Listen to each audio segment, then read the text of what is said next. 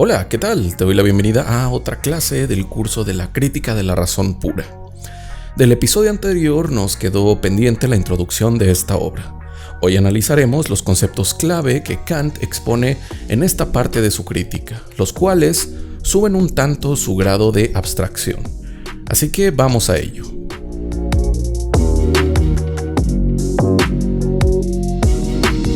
Pues bien, te recomiendo poner bastante atención en los conceptos que veremos hoy, ya que, como te avisé en el episodio anterior, tanto en los prólogos como en la introducción, Kant plantea varios conceptos fundamentales para comprender su pensamiento. Tras entender los conceptos de su introducción, podremos comprender también el significado de esta extraña pregunta: ¿cómo son posibles los juicios sintéticos a priori? Vamos pues con los conceptos que Kant plantea en esta introducción.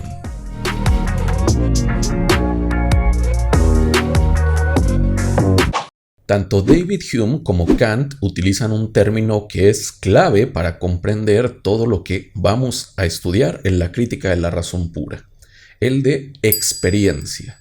¿Qué entendemos normalmente por experiencia? Podrá venirte a la mente una fuerte y agradable experiencia que tuviste en unas vacaciones, o quizás la horrible experiencia que sufriste tras ser asaltado.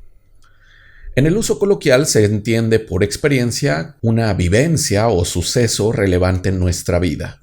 No obstante, en filosofía, sobre todo en la filosofía de la época moderna, por experiencia se entiende todo aquello que podemos experimentar con los sentidos. Toda imagen que llegue a nuestra mente por medio de los sentidos es encerrada bajo el concepto de experiencia. Con los empiristas como Locke y Hume, la experiencia es la única fuente de conocimiento humano posible. Recordemos lo que vimos en la segunda clase. Al no poder tener la experiencia de una conexión o enlace causal entre dos sucesos, para David Hume, el concepto de causalidad es una ficción, un hábito de enlazar dos sucesos que vemos temporalmente acomodados uno después del otro. Pues bien, la introducción de la crítica de la razón pura comienza en sus 2 ediciones con palabras acerca de la importancia de la experiencia para el conocimiento humano. Veamos una cita de la primera edición, que para mí es un poco más clara que de la segunda. La experiencia es, sin duda, el primer producto surgido de nuestro entendimiento al elaborar la materia bruta de las impresiones sensibles. Sin embargo, nuestro entendimiento no se reduce al único terreno de la experiencia. Aunque ésta nos dice qué es lo que existe, no nos dice que tenga que ser necesariamente así y no de otra forma. Como podemos notar, Kant nos habla de la experiencia como un producto del entendimiento. Recordemos que el entendimiento es una de las 3 facultades de la mente humana en el pensamiento kantiano. Con esto, Kant no se refiere a que la experiencia, a que lo que experimentamos con los sentidos, es una creación de nuestro entendimiento, sino que el entendimiento procesa lo que llega a nuestra sensibilidad y el producto final es lo que llamamos experiencia. Aquí es importante resaltar la enorme diferencia que tiene nuestra capacidad intelectual tanto para Locke y Hume como para Kant. Desde el empirismo inglés, nuestra mente es solo una tabula rasa, una hoja en blanco en la que nuestros sentidos dibujan las imágenes que reciben. Así, si tocamos y observamos una flor, esta imagen es grabada en nuestro entendimiento. Aquí entonces la mente humana tiene un papel pasivo. Por otro lado, desde Kant, la mente humana tiene un papel activo, ya que procesa y transforma esta información que llega a nuestros sentidos. Por ejemplo, a esta misma flor no solo la describe como colores y texturas sin más, sino que la entiende como una unidad en un espacio y en un tiempo determinados, con cierta consistencia, finitud, además de que nuestra mente busca y encuentra su causa en la tierra, la semilla y el agua. Todos estos predicados de la flor no vienen porque sí a través de nuestros sentidos, sino que nuestra mente los busca y procesa. La mente, entonces, tiene un papel sumamente activo. Y el papel de la causalidad es el que toca Kant en esta introducción para responder a David Hume sobre su postura acerca de este papel activo de la mente. Más adelante, Kant nos dice: dichos conocimientos universales, que a la vez poseen el carácter de necesidad interna, tienen que ser por sí mismos, independientemente de la experiencia, claros y ciertos. Aquí debemos poner el énfasis en la palabra independientemente, ya que esta es la diferencia esencial entre Hume y Kant. Para Hume no hay nada que no provenga de los sentidos. Para Kant sí lo hay. Hay ciertos conceptos que no aprendemos por medio de los sentidos, pero estos conceptos no tienen un contenido como sí lo tiene, por ejemplo, la idea de perfección de Descartes, sino que son, más bien, funciones mentales. El concepto de causalidad es una de varias funciones con las que nuestra mente conecta sucesos. ¿No cae Kant entonces en un innatismo, en pensar que tenemos cierta clase de conocimientos con los que nacemos y que no obtenemos de la experiencia, sino que nos asegura que tenemos conceptos, pero estos conceptos son funciones de nuestro entendimiento y sin ellos nuestra propia mente no podría funcionar?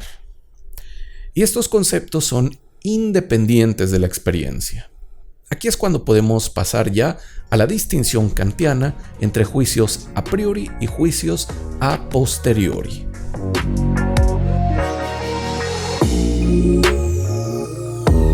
Pues bien, en este momento nos queda claro que Kant quiere resolver el problema del escepticismo en el que concluye el empirismo de David Hume. Nuestro autor pretende encontrar la forma de explicar cómo la ciencia puede tener enunciados realmente universales, necesarios y predictivos sobre los fenómenos que estudia. Para ello, Kant comienza analizando cómo está conformada la ciencia, por medio de oraciones o proposiciones descriptivas, a las cuales Kant llama juicios. Kant establece una doble distinción respecto a los juicios. Veamos primero su distinción referida a la dependencia de la experiencia. Con respecto a la experiencia, Kant establece que hay dos tipos de juicios: los que son independientes de ella y los que dependen enteramente de ella. A los primeros los llama juicios a priori, a los segundos juicios a posteriori. Estos conceptos son muy importantes en Kant. Respecto a posteriori, es fácil entender a qué se refieren estos juicios: a aquello que describamos de cualquier experiencia humana posible.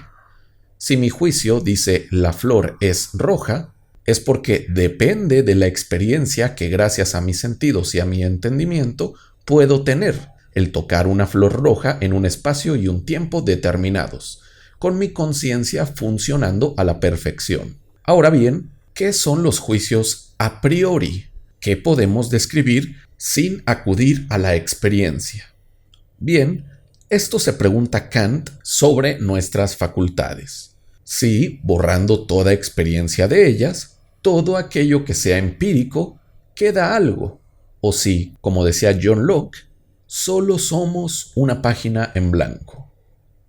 Kant llama a priori a todo ese conocimiento que podamos alcanzar, tanto por medio de nuestras facultades como sobre nuestras propias facultades, pero eliminando todo material empírico. Un ejemplo sobre este conocimiento es el de las matemáticas. La representación que tenemos de un cuadrado, un círculo o la suma de dos unidades es mental, no proviene de la experiencia. Pero Kant también llama a priori a todo conocimiento que no requiera ser rectificado en la experiencia, como lo es una ley física. ¿Qué quiere decir esto?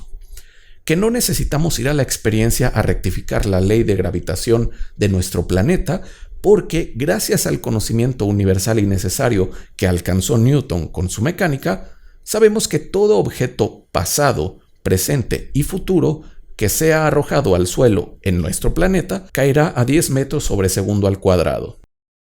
Si bien Newton tuvo que experimentar en su momento, Hoy la ley de gravitación universal es una ley a priori, porque ya no depende de la experiencia para ser rectificada y cierta, sino que sabemos de su universalidad, necesidad y por ello de su capacidad predictiva, de predecir sucesos. Y bien, nos resta en esta sección conocer un concepto kantiano que proviene del concepto de a priori, el de conocimiento puro. Recordemos el título de esta obra, Crítica de la razón pura. Pura, que funciona como predicado de razón, significa absolutamente independiente de la experiencia. Pareciera esta definición de puro idéntica a la de a priori, pero no. Volvamos a la ley gravitatoria de Newton como ejemplo. Si bien esta es una ley a priori porque ya no depende de la experiencia, en algún momento sí dependió de ella, al estar Newton experimentando con objetos en caída libre, teniendo la experiencia de ver esos objetos y sus regularidades. Sin embargo, Kant busca, con el término puro, describir aquel conocimiento al que jamás se le haya agregado ni se le agregará nada que tenga que ver con la experiencia, con aquello que venga de los sentidos. Kant estudia las facultades de la sensibilidad, el entendimiento y la razón en su estado puro, para saber qué hay en ellas. Para adelantarte un poco, por ejemplo, en la sensibilidad encuentra que tiempo y espacio son intuiciones puras, son algo que no obtenemos jamás de la experiencia, del uso de los sentidos. De hecho, es al revés. La experiencia y los sentidos solo pueden ser utilizados en un tiempo y en un espacio determinados, porque tiempo y espacio pertenecen a nuestra facultad sensible. Son algo totalmente a priori, son algo puro. Lo puro es, pues, aquello absolutamente independiente de la experiencia.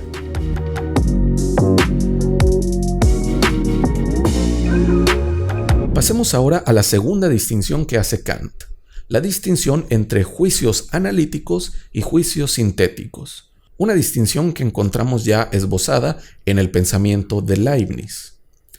Estos juicios son más fáciles de entender que los anteriores. Por juicios analíticos, Kant entiende aquellos juicios en donde el predicado ya está integrado, incluido en la definición del sujeto de la oración. Por juicios sintéticos, entiende Kant aquellos en donde el predicado no está integrado en la definición del sujeto de la oración. Veamos unos ejemplos para comprender cada uno. El juicio "el triángulo tiene 3 lados" es un juicio analítico, porque la característica de tener 3 lados está ya en la definición del concepto de triángulo. No podemos pensar en un triángulo que no tenga 3 lados, ya que sería contradictorio y de hecho imposible de imaginar. Entonces, los juicios analíticos tienen características que los hace identificables.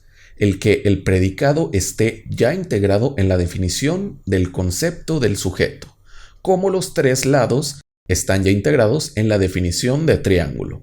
Por otro lado, también que no agregan nada de información nueva del sujeto de nuestra oración, ya que ya sabíamos que todos los triángulos tienen 3 lados. Y además, que su negación implicaría una contradicción. Es decir, si pasamos el juicio del que hablamos a ser una negación, quedaría como el triángulo no tiene 3 lados, lo cual implicaría una contradicción lógica, ya que, por definición, el triángulo tiene 3 lados.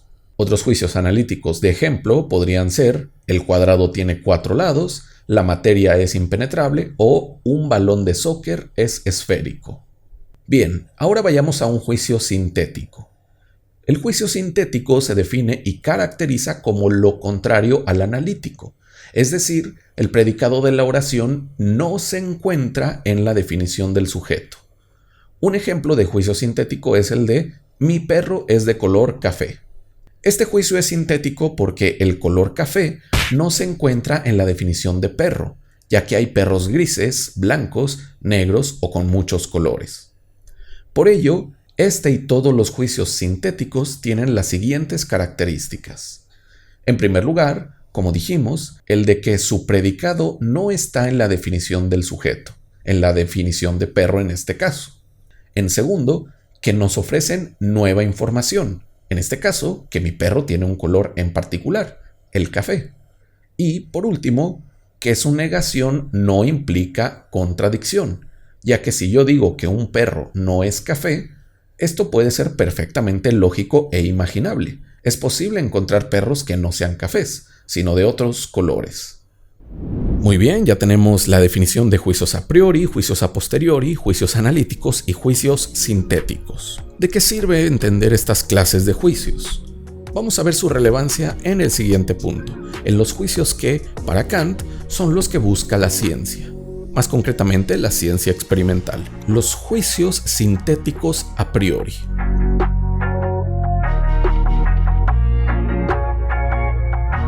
Comparemos ahora los 4 tipos de juicios que hemos visto.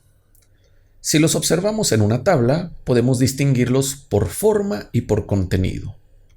Por forma se caracterizan los juicios analíticos y los sintéticos. Los primeros apelan a la forma en la que el predicado del juicio está ya incluido en la definición del sujeto. Los sintéticos, por el contrario, no incluyen el predicado en su definición. Ahora vemos que los juicios que apelan al contenido son los a priori y a posteriori.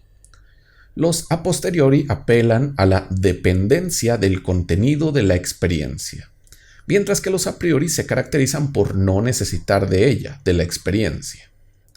Muy bien, ¿por qué verlos en esta tabla es importante? Porque Kant nos hace ver cuáles son los juicios a los que apela la ciencia, los juicios que busca crear la ciencia teórica. Buena parte de lo que debe explicar Kant es cómo son posibles los juicios sintéticos a priori. Es decir, según nuestro autor, los juicios que conforman todo saber científico son una combinación entre los juicios sintéticos y los juicios a priori. Veamos por qué. Por una parte, cuando hacemos ciencia, más concretamente ciencia experimental, lo que buscamos son leyes de la naturaleza. Al buscar saber qué combinación de colores se necesita para obtener, por ejemplo, el morado, podemos experimentar con distintos colores mezclándolos entre sí. Una vez que hemos experimentado lo suficiente, notamos que, tras mezclar el rojo con el azul, obtenemos el color morado. Como antes no sabíamos esto, podemos decir que el juicio, al mezclar los colores rojo y azul obtenemos morado, es un juicio sintético, porque añadimos a nuestro conocimiento algo que no estaba integrado en la definición de morado o de mezcla de rojo y azul. Por otro lado, lo que la ciencia busca es que esta clase de juicios sintéticos lleguen a ser a priori. ¿Qué quiere decir esto?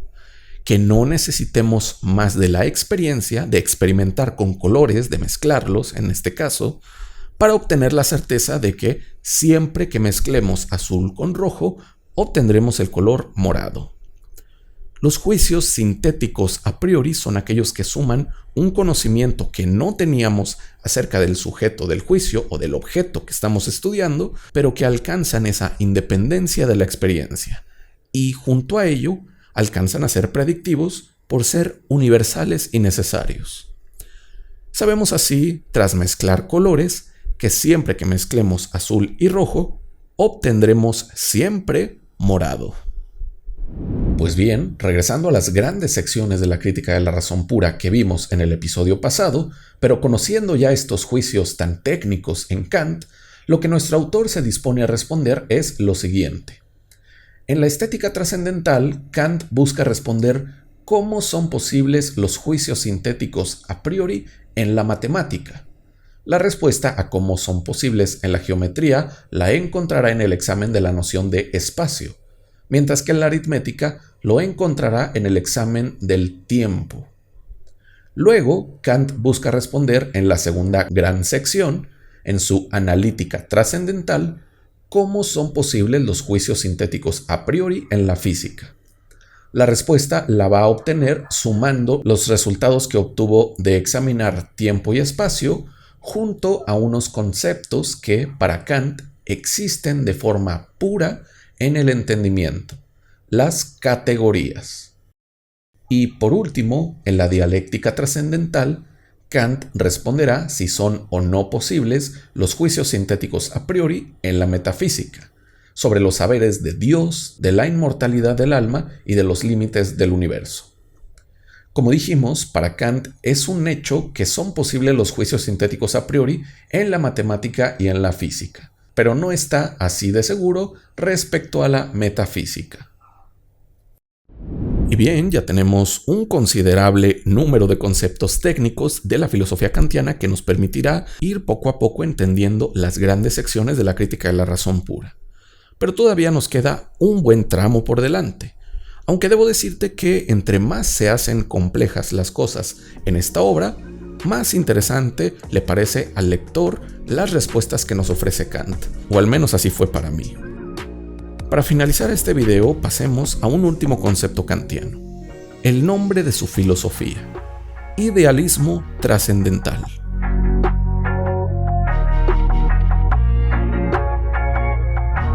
Varios filósofos son llamados idealistas en filosofía por creer que de lo único que podemos hablar cuando buscamos alcanzar el conocimiento y el saber no es del mundo en sí mismo, sino de las ideas que tenemos sobre el mundo, ideas que se generan gracias a las facultades que tenemos en la mente. Pues bien, la filosofía de Kant es llamada, por él y por muchos otros, idealismo trascendental. El idealismo lo entendemos entonces como esta postura de hacer énfasis en las ideas. Sin embargo, ¿qué quiere decir trascendental? Kant define trascendental de la siguiente forma: llamo trascendental todo conocimiento que se ocupa no tanto de los objetos, sino de nuestro modo de conocerlos, en cuanto que tal modo ha de ser posible a priori. Vaya definición oscura como varias del autor, pero vamos a comprenderla. Kant habla de un conocimiento. Ahora bien, dice que este conocimiento no se trata de objetos.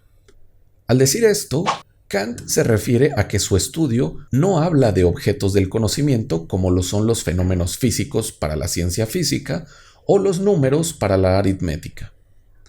En esta clase de conocimientos hay un objeto estudiado y un sujeto que los estudia.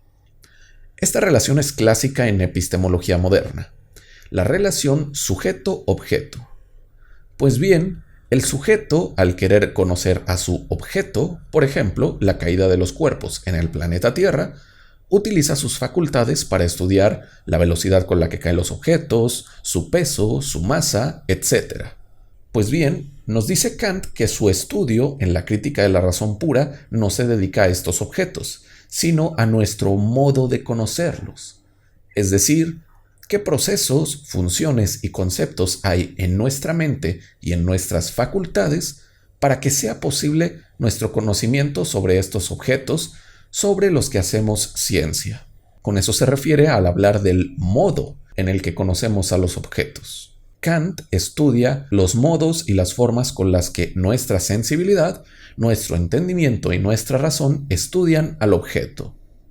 Bien, y por último, Kant nos dice que ese conocimiento sobre el modo en que estudiamos a los objetos debe ser a priori, es decir, independiente de la experiencia.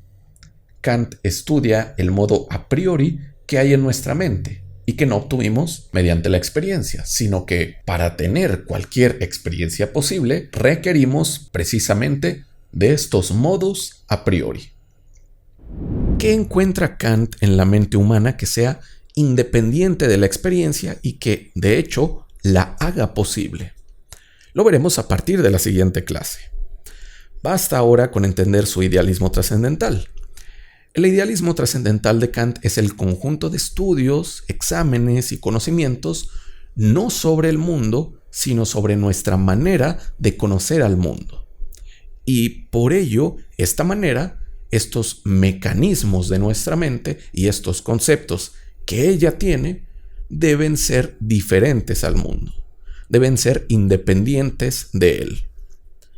Ahora quizá te haga más sentido por qué cada gran parte de la crítica termina con el nombre de trascendental, porque en la estética trascendental, en la analítica trascendental y en la dialéctica trascendental, Kant estudia las formas y los modos en los que la facultad de cada una de estas secciones colabora, funciona para conocer al mundo. ¿Cuál es su función a priori? Pues bien, creo que con lo visto hasta ahora ya tenemos más que merecido un buen descanso de Kant y de su crítica. En la siguiente clase veremos ya la estética trascendental, una de las partes más revolucionarias de la obra de Kant, de la época moderna y de toda la historia de la filosofía. Por ahora, tómate un muy buen descanso, relájate y ve algo que no sea tan denso como lo que hemos visto en esta clase. Si te surgió alguna duda, pónmela aquí abajo en los comentarios. Nos veremos en el siguiente video.